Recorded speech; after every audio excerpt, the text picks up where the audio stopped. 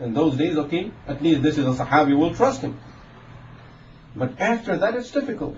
So Allah subhanahu wa ta'ala made some people think about compiling the fiqh. So that once it's compiled in those days, which was called Khayrul Qurun, the best of the time by Rasulullah sallallahu alayhi wa sallam. Rasulullah sallallahu alayhi wa sallam said, Khayrul Quruni qarni. The best century is my century. The best time is my time. ثم الذين يلونهم, then the next century after me. ثم الذين يلونهم, then the third century after that. ثم يفشل الكذب, then people will have the habit of lying. So then lying will spread.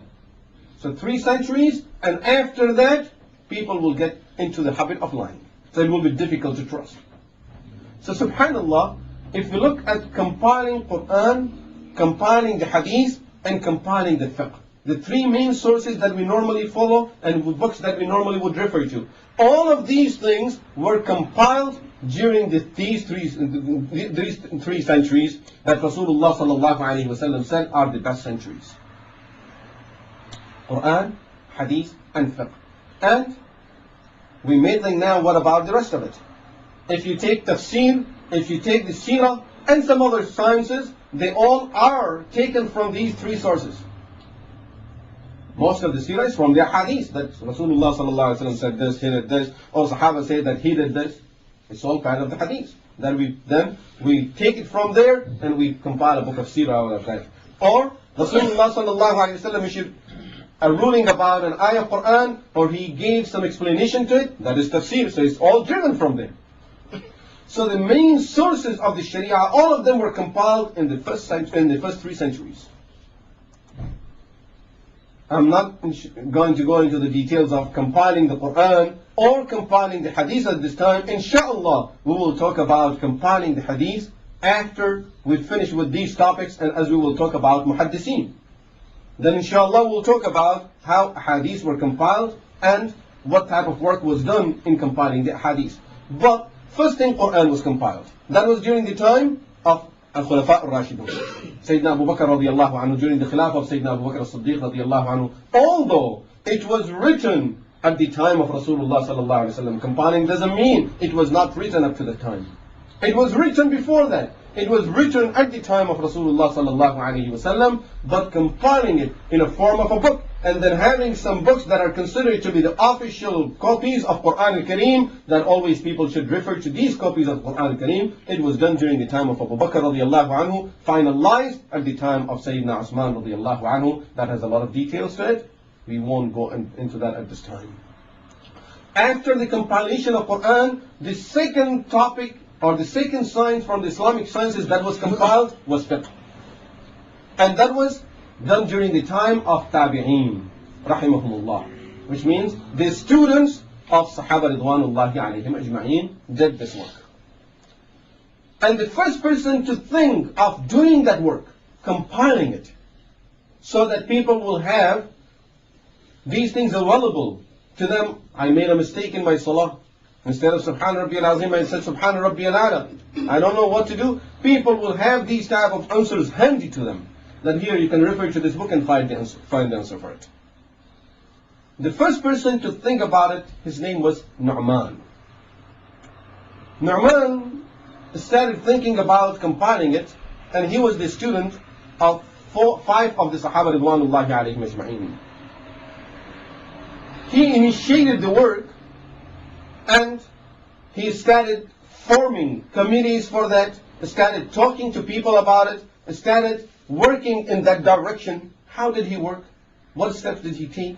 And then what was the success of that work that Nu'man did during his time? Inshallah, we'll talk about that in our next session. May Allah subhanahu wa ta'ala give all of us the tawfiq to follow this authentic form of the Quran and the Sunnah and the understanding of it, which is called fiqh in our Sharia. Rasulullah sallallahu alayhi wa sallam talking about it says in a hadith, مَنْ يُرِدِ اللَّهُ بِهِ خَيْرًا يُفَقِّهُ فِي الدِّينِ. The hadith is Sahih al-Bukhari.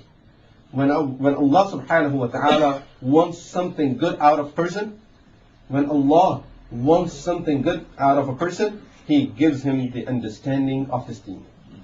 The word used in the hadith, يُفَقِّهُ, give him the fiqh which means the understanding of the Deen. In other hadith, Rasulullah sallallahu alayhi wasallam said, and this hadith is also in Sahih al-Bukhari, he gave the example of the hidayah and the ilm that he was sent with. He said the example of the hidayah and the ilm, the knowledge that I have sent with, is just like a heavy rain. There was a lot of rain, and as it started raining and was raining heavy, there were different type of land. Some land started taking the water, and the water is disappearing. The water is getting inside the ground. People thought the water is disappearing, but finally it started having a lot of growth. All different types of growth. People are seeing vegetable there. People are seeing fruits over there. All kind of fruits there. So this was one type of land. Took all the rain, took all the water of the rain, and started producing all of these things that are beneficial for people. There was some other land.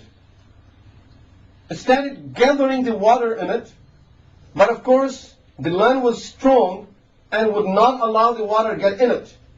So the water is gathered over there, still people are benefiting from it because water is gathered over there. People can go and get water from there. And they can use that water whenever they want. They know that we have water over there.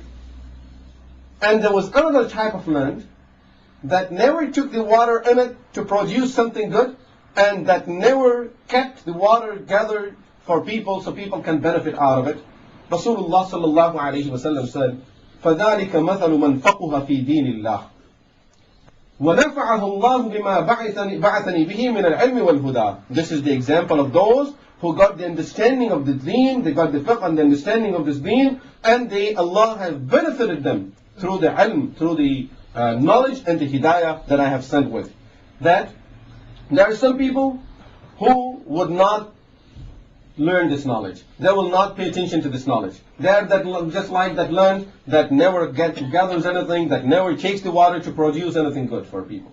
So people have no use of it at all. But there were some people who were not able to understand everything into depth. They were not able to go into the depth of all of these rulings and start giving people the fatwas and these type of things, but at least they started keeping the knowledge and then giving it to those who may use it. So they learned the Quran, for example. They memorized the ayah of Quran. Now in the masjid people are discussing a ruling. The person who has the good understanding, he knows the language, he knows everything, doesn't remember the ayah. This Hafiz al-Quran will tell us that this is what the ayah says. So this person himself does not understand it, but at least he kept it. There are muhaddiseen that did not go into the depth of the meanings of the hadith, but at least they kept it first. And then they gave it to those who would use it. And the third type of people that Rasulullah ﷺ mentioned is those who would take this knowledge, who would take the Quran and hadith. They would digest that, and then they will produce all kind of beautiful and helpful things for people, beneficial things for people in the form of ahkam and the masail and the shari'ah. So the person is taking an ayah, but when you ask him, he's giving you 10 different rulings. Where did you get it? I got it from this ayah. Just like, where did you get all of this fruit, this vegetable, all of these things from? I got it from the water of that rain of that day. This is that land that are getting all of this and then producing something much more beneficial and needed for people. So there are different type of people according to learning the deen of Allah and understanding it and getting into the depth of it. This is what Rasulullah ﷺ is explaining, that people who go into the depth of it, they are very beneficial, and these are the people who Allah has blessed with the deep understanding of the knowledge of the deen. May Allah give all of us that understanding of the deen, and may Allah use us for the deen and for teaching and learning the deen of Allah subhanahu wa ta'ala. أقول قولي هذا وأستغفر الله لي ولكم ولسائر المسلمين والمسلمات وآخر دعوانا الحمد لله.